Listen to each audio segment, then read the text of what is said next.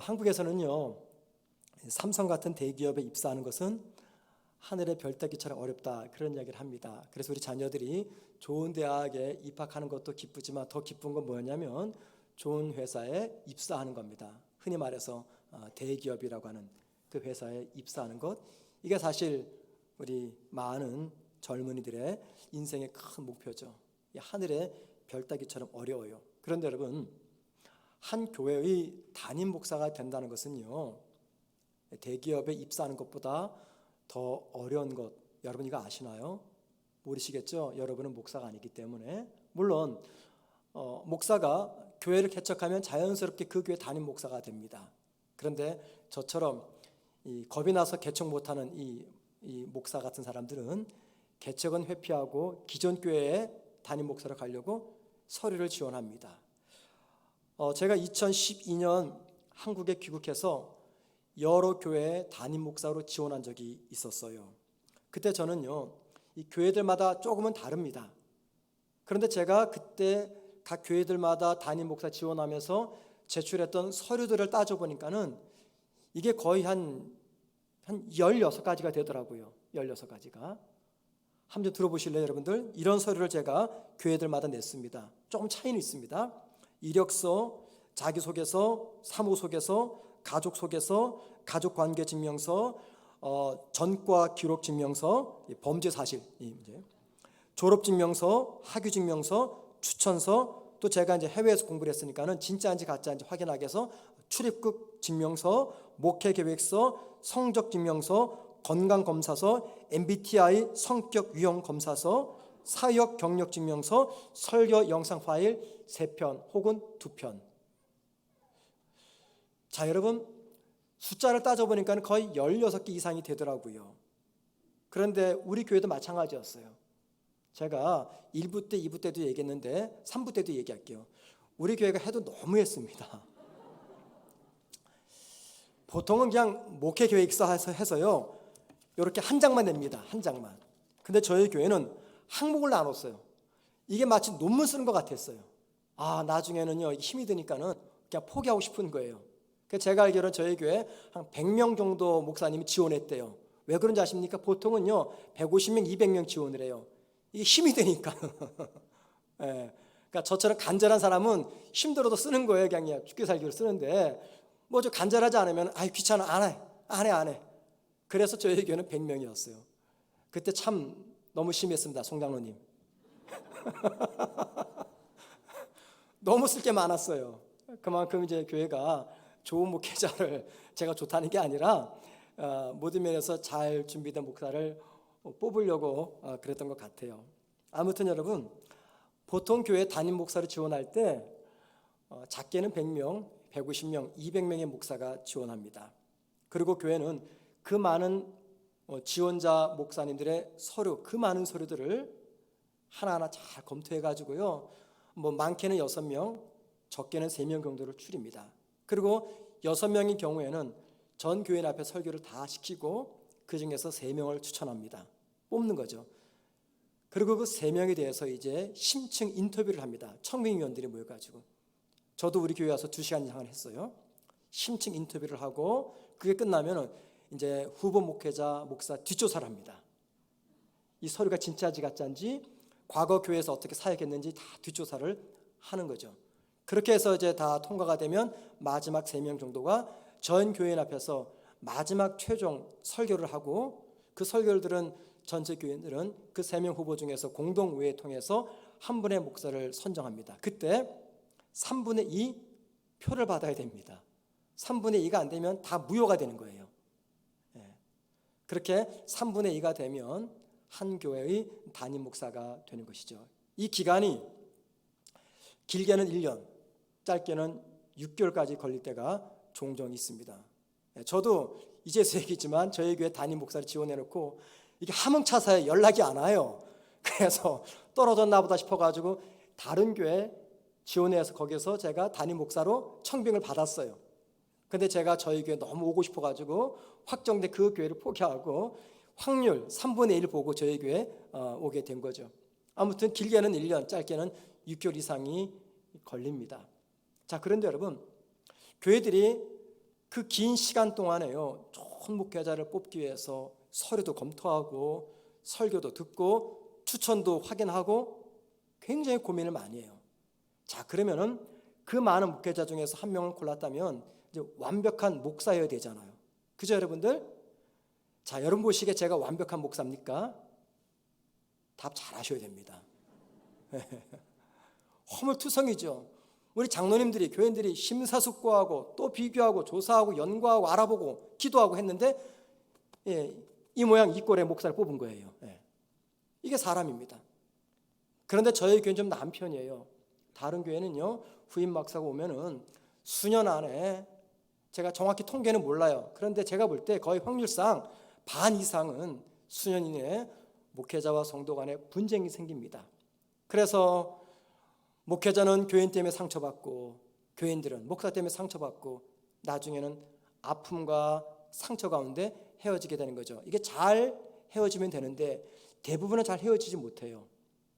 잘 헤어지지 못하고 목사가 큰 상처를 받고 떠나든지, 혹은 하나였던 교회가 목사를 따르는 교인들과 둘로 셋으로 나눠져 가지고 교회는 큰 상처를 받게 되며 분쟁 속으로 들어가게 됩니다. 여러분 궁금하지 않아요?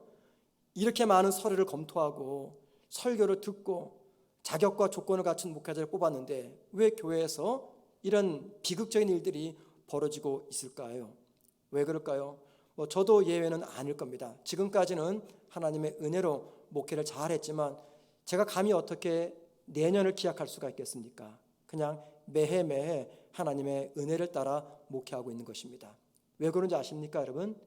그 이유는 너무나 간단해요. 서류 몇 장 속에 혹은 설교 몇 편 속에 그 목사의 됨됨이가 나타나지 않기 때문입니다. 목사의 성격, 기질, 됨됨이, 가치관 이런 것들이 명확하게 드러나지 않아요. 서류로는요 얼마든지 속일 수 있어요. 설교도 멋들어지게 할 수 있어요. 그런데 진짜 그 목사의 속에 있는 그 마음, 중심은 서류 몇 장과 설교 몇 편에 나타나지 않다는 겁니다. 그래서 우리 모두가 갖는 공통된 생각이 있어요. 어떤 일을 위해서 사람을 뽑을 때 인사가 만사다라는 말이 진리예요. 그런데 여러분 거기에는 뭐가 도사리고 있는지 아십니까? 사람을 뽑을 때 우리가 피할 수 없는 위험이 있어요. 그게 바로 변수입니다. 변수. 그러니까 변수에 함정이 있어요. 변수가 뭡니까? 우리가 차마 생각하지 못했던 문제죠. 이런 것들이 사람을 뽑을 때는 항상 나타납니다. 왜 그러냐면 사람들이 그만큼 완벽하지 않기 때문입니다. 제가 긴 이 이야기를 드린 이유가 뭐냐면 오늘 저와 여러분은 바로 이 변수의 함정을 만날지 모르는 상황 속에 놓여 있습니다. 우리 교회는 그동안 기도로서 준비했던 임직자를 선거를 하게 됩니다.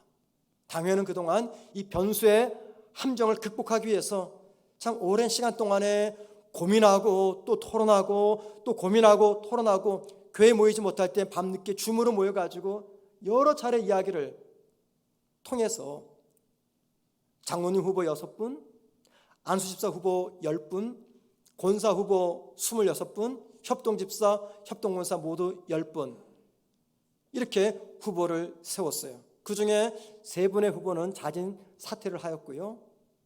자, 여러분 당회가 그 후보들을 뽑을 때 절대 쉽게 뽑지 않았습니다.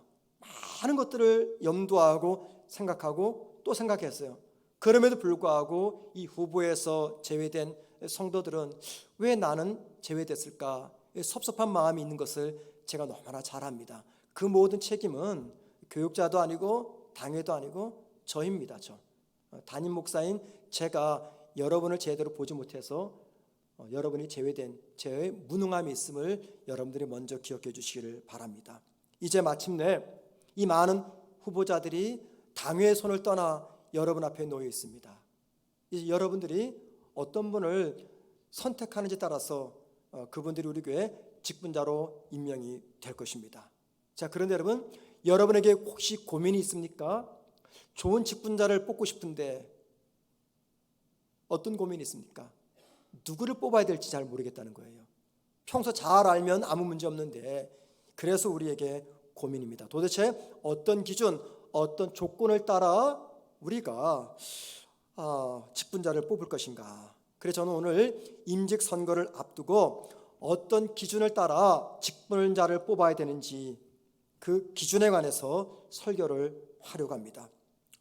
이 설교를 하는 이유, 이미 말씀드린 대로 첫째는 오늘 누구를 뽑을지 고민하는 여러분에게 조금이라도 도움을 드리기 위해서, 둘째, 성도들의 투표로 선출된 직분자들이 앞으로 어떤 자세로 이 직분을 감당해야 될지, 셋째, 임직 후보뿐 아니라 우리 모두가, 특별히 여기 계신 우리 젊은 성도님들이, 그리고 이미 직분을 받은 우리 성도님들이 하나님 앞에서 어떤 직분자로서 사명을 감당해야 될지, 그 문제를 좀 함께 깊이 나누고 싶어서 이 말씀을 전하게 되었습니다. 설교를 듣는 가운데 혹 내 마음이 불편하시더라도 여러분, 이 말씀을 밀어내지 마시고 하나님의 말씀으로 받아주시면 여러분에게 그것이 큰 영의 약이 되겠다 확신합니다. 자, 그럼 여러분, 어떤 기준을 따라 직분자를 우리가 선택할까요? 11 제자들이 가룟 유다를 대신할 12번째 제자를 뽑았습니다. 뽑을 때 그냥 뽑지 않고 그들이 가진 기준이 있었어요. 그 기준을 따라 뽑으면은 우리도 틀림없이 하나님이 기뻐하시는 직분자를 뽑을 수가 있습니다. 먼저 여러분 생각해 보세요. 왜 11 제자들이 가룟 유다를 대신할 12번째 제자를 뽑았을까요? 뭐 때문일까요? 그 이유는요, 단 하나입니다. 오늘 본문은 아니지만 사도행전 1장 17절 말씀 보면 가룟 유다가 맡았던 직무가 있었어요. 그런데 가룟 유다가 죽었잖아요. 누군가는 그 직무를 대신 담당해요. 그래서 가룟 유다가 맡았던 그 직무를 대신 감당하기 위해서 12번째 제자를 뽑았습니다. 자, 그러면 여러분, 가룟 유다가 맡았던 직무가 무엇입니까? 우리말로는 직무라고 번역이 됐는데 원래 헬라어로는 디아코니아라는 단어입니다.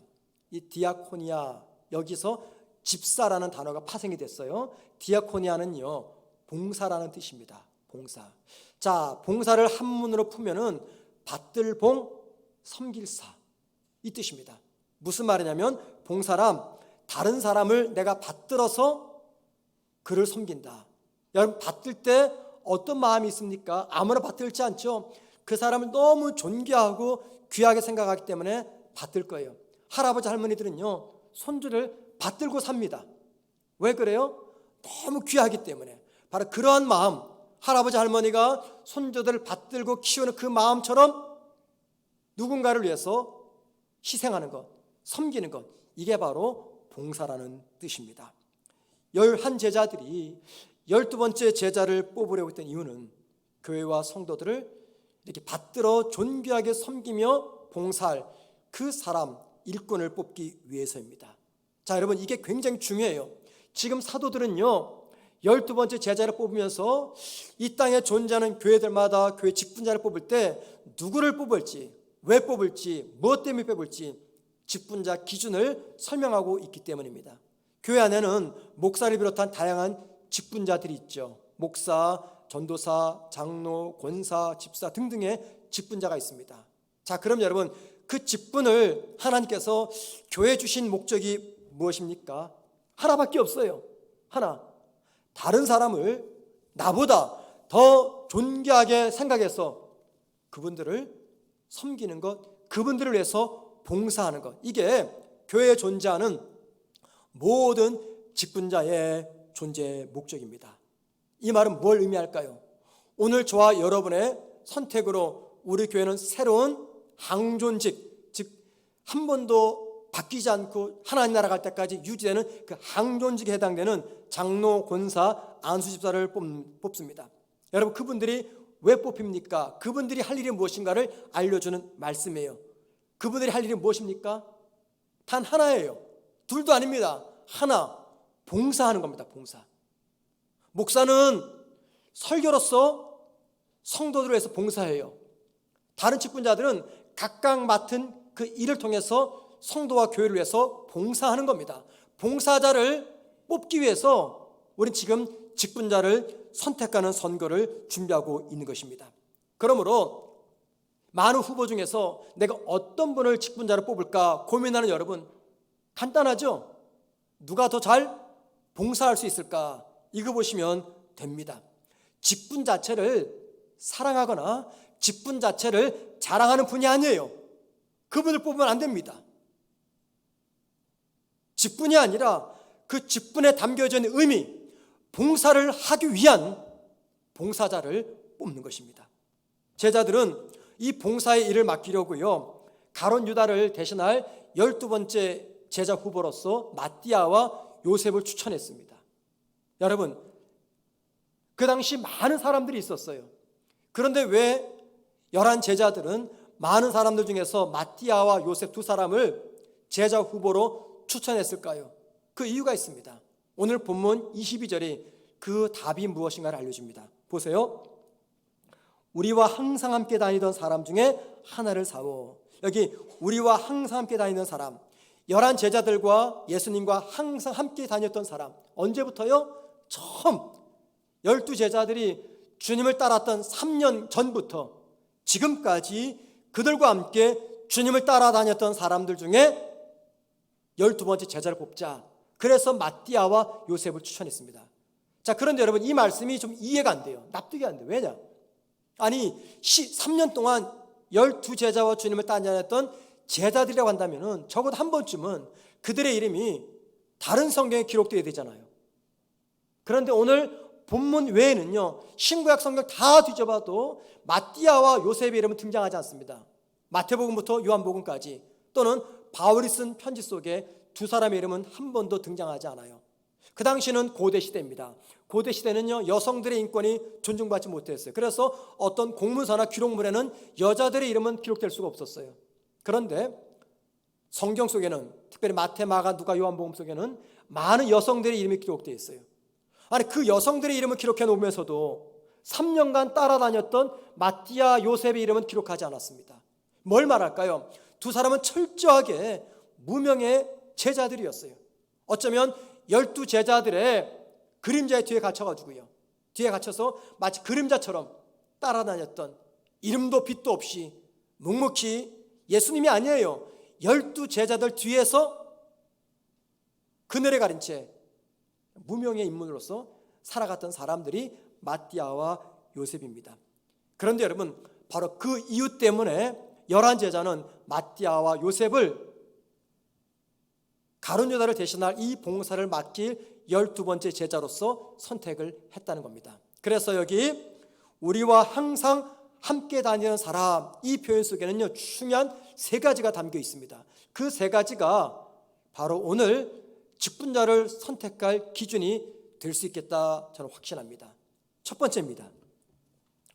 봉사를 위해서 추천받은 마띠아와 요셉은요, 겸손한 사람들이었습니다. 겸손한 사람들. 만약에 두 사람이 자기의 이름을 드러내고자 했다면 과연 지난 3년 동안 이름도 없이 빛도 없이 무명의 제자로서 예수님과 12 제자들을 따라다니며 그들을 위해서 봉사할 수가 있었겠습니까? 만약에 자기들의 이름 석자도 자랑하고 내세우고 싶었다면 분명히 일찍 주님을 떠났을 것이에요. 떠나면서 주님과 한바탕 싸웠겠죠. 주님, 날 뭘로 보고, 우리는 뭘로 보고 왜 우리는 한 번도 관심을 주지 않습니까? 편애합니까? 차별합니까? 12 제자들 그렇게 끔찍이 챙기면서 왜 우리에게는 관심조차 주지 않습니까? 따졌을 거예요.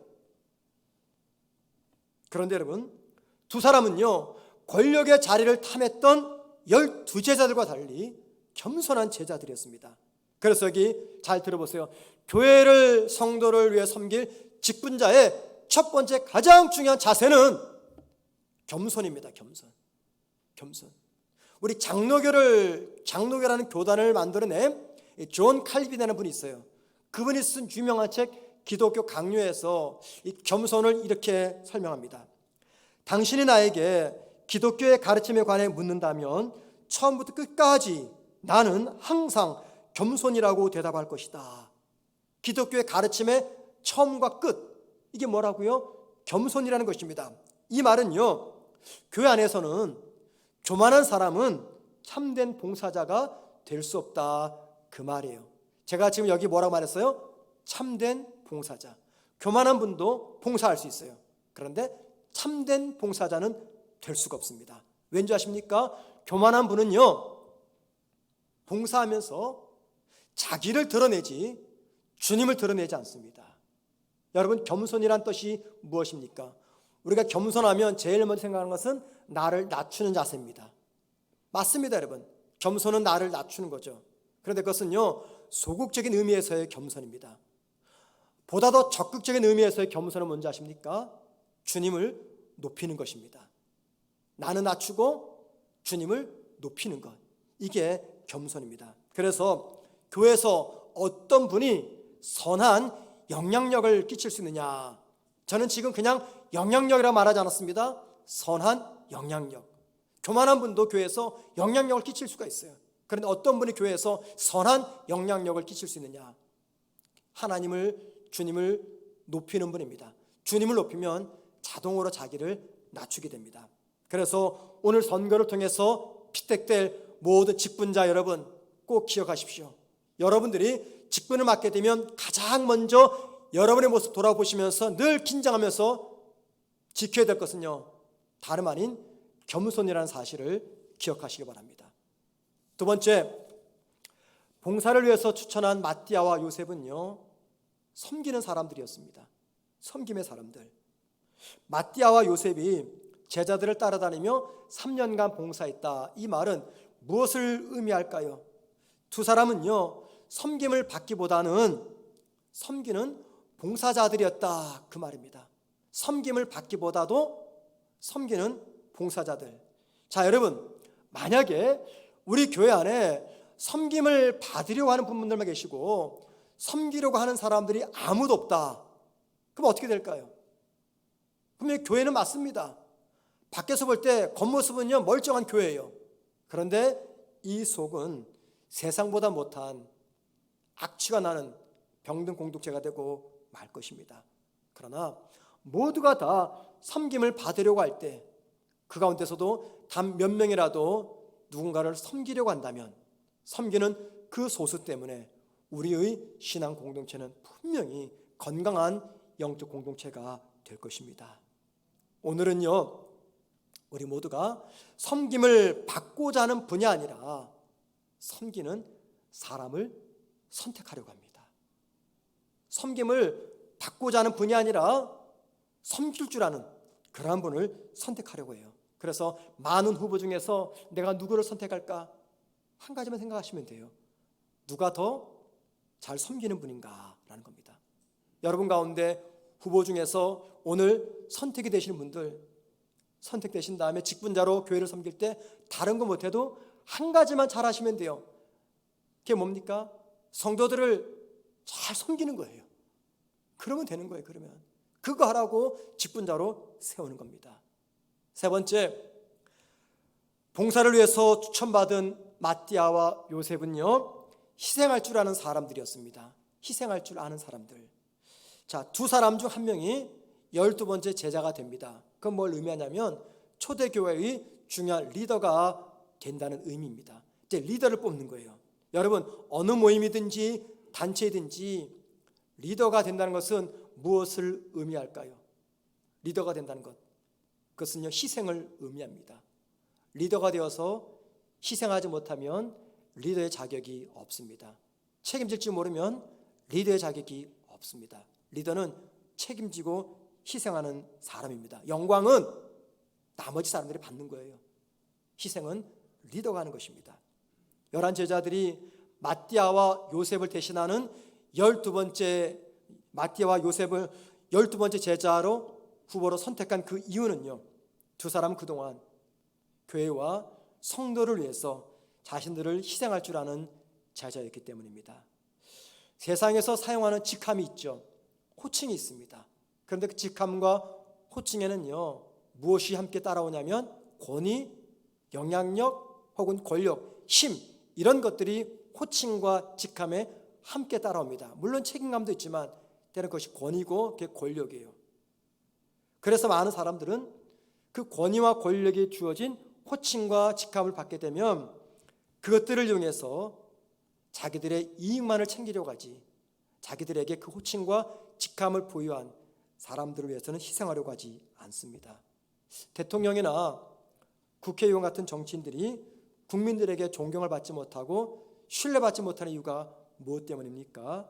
그것은요, 그 대통령, 국회의원이라고 하는 직함을 가지고 국민을 위해서 희생하지 않고 자기들의 이익만 챙기고 특권만 누리려고 하기 때문입니다. 총선이든 대선이든 선거철이 되면요, 길거리에는 많은 현수막이 붙습니다. 후보자들의 현수막이죠. 거기다 이런 말을 씁니다. 국민들의 머슴, 국민들의 일꾼, 국민들의 종. 여러분, 그 표현이 맞습니다. 대통령이든 국회의원이든 모두가 다 국민을 잘 섬기라고 뽑아준 일꾼 머슴들이에요. 머슴입니다, 여러분. 머슴이에요. 그런데 그 머슴들, 대통령은 큰 머슴이고 국회의원은 작은 머슴입니다. 그런데 그 머슴들이 국민을 위해서 희생하라고 부여한 그 권력, 권위, 영향력을 가지고 주인인 국민들 위에 군림해가지고요, 국민들을 무시하고 자기들의 특권만 누리려고 하고 있습니다. 이건 비상식적인 이야기이죠. 제가 유럽과 한국을 비교할 때 유럽의 정치인들은요, 국민들을 대단히 무서워해요. 제가 지금도 기억이 납니다. 한동안 오래전이죠. 영국의 국회의원 사이에 큰 스캔들이 터졌어요. 그러니까 지역구가 지방에 있는 분들이 의회가 있는 런던에서 살아야 돼요. 의회 활동하려면. 그때 정부가 지원해 준 돈 있잖아요. 그걸 가지고 다른 데 자기 원래 집을 보수하는 쓴 거예요. 어떤 의원은요, 우리나라 돈 500만 원 때문에 의원직에 잘렸어요. 몇 년 동안 선거 못 나옵니다. 500만 원 때문에. 심지어 그 당시 총리였던 분도 이것 때문에 큰 어려움에 빠지고 마침 총리에서 물러나고 말았어요. 그만큼 국민들의 머슴으로 살아가는 게 유럽의 정치인들의 모습인데 우리나라는 그렇지 않아요. 비상식적인 일들이 벌어지고 있어요. 우리가 분명히 우리를 잘 섬기라고, 국민들 잘 섬기라고 뽑은 머슴들이잖아요. 그런데 지들이 주인 행세를 해요. 비상식적인 일들이죠. 그런데 여러분, 오늘날 많은 교회 안에서도 이 비정상적인 일들이 일어나고 있습니다.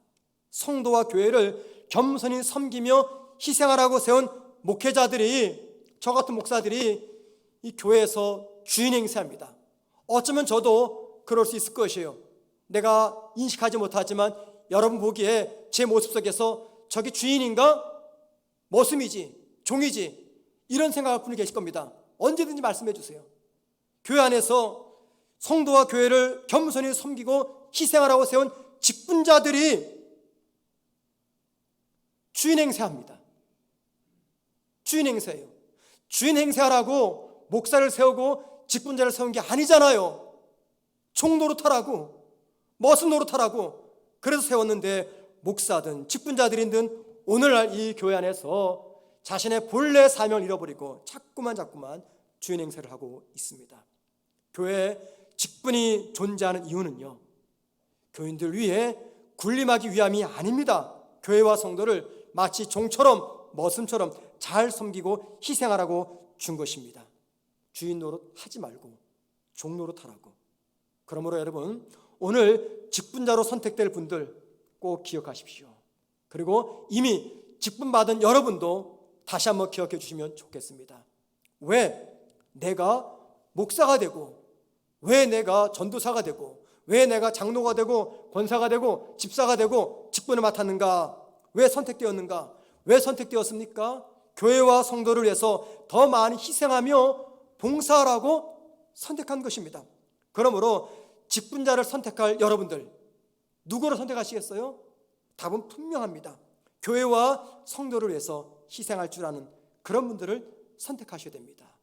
교회의 직분은요, 명예, 권력의 자리가 절대 아닙니다. 교회의 직분의 자리는 섬기고 희생하고 봉사하는 자리입니다. 수년 전 저는요, 제가 영국에서 공부했던 그 대학의 한국 동문들이 많습니다. 대학이다 보니 신학과뿐만 있는 것이 아니라 여러 학과가 있기 때문에 한국에는 그 대학을 졸업한 동문들 모임이 있는데 제가 한번 참석해 본 적이 있었어요. 참석했을 때 그곳에 모인 많은 동문들이 저를 부를 때 천 목사라고 부르지 않았습니다. 천 교수님, 천 박사님 이렇게 불러주었어요. 또 몇 년 전 당회의 허락으로 제가 어느 대학에서 한 1년 반 강의를 한 적이 있었습니다. 학부와 대학원에서. 그때 학생들이 저한테 목사님이라고 부르지 않았습니다. 동료 교수들도 목사님이라고 부르지 않고 천 교수님이라고 불러주었어요. 그런데 여러분, 제가 솔직히 말씀드릴게요. 그렇게 불러준 호칭이 너무너무 기분이 좋았어요. 목사라는 호칭보다 더 좋았어요. 제가 좀 세속적인 목사죠. 이제 어떻게 하겠어요? 그래도 참고 그냥 가셔야죠. 너무너무 좋았어요. 그 호칭이. 제가 왜 좋아했을까요? 그 호칭 속에 담긴 의미 때문에. 그 호칭은 나의 가치를 입증해주는 호칭이기 때문에 너무너무 좋았어요. 사실 요즘 길거리에서 천목사님이라고 부르면요 막 부담이 돼요. 아유, 왜 천목사라 그래? 그냥 쉽게 천씨 아니면 아저씨 이름은 참 좋을 텐데 우리 청년들이 길거리에서 만나면 목사님이래요. 아우, 저 주책 맞게 저 왜 저래 저. 그냥 천씨 아저씨 이름 좋을 텐데. 왜냐하면 그만큼 지금 내가 목사여 말하기가 참 힘든 시대가 되고 말았어요.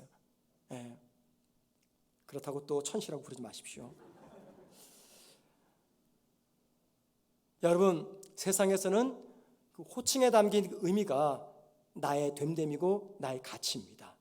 자, 그러면 교회에서 주어지는 직분의 호칭은 어떤 의미입니까? 봤지? 내가 지금까지 여러분보다 이렇게 열심히 교회를 섬겼어. 나한테는 리더의 자격이 있어. 입증하는 겁니까? 내 탁월한 능력을 입증해주는 하나의 표시입니까? 아닙니다. 직분자에게 주어지는 직분의 호칭은요, 종이 되라고, 머슴이 되라고, 더 많이 희생하고 더 섬기고 겸손해지라고, 그런 의미에서 이 직분을 주어지는 것입니다. 그러므로 오늘 성도들을 통해서 직분자로 선택될 여러분들 꼭 기억하십시오. 직분은요 아무 의미 없습니다. 직분에 담긴 의미가 중요해요.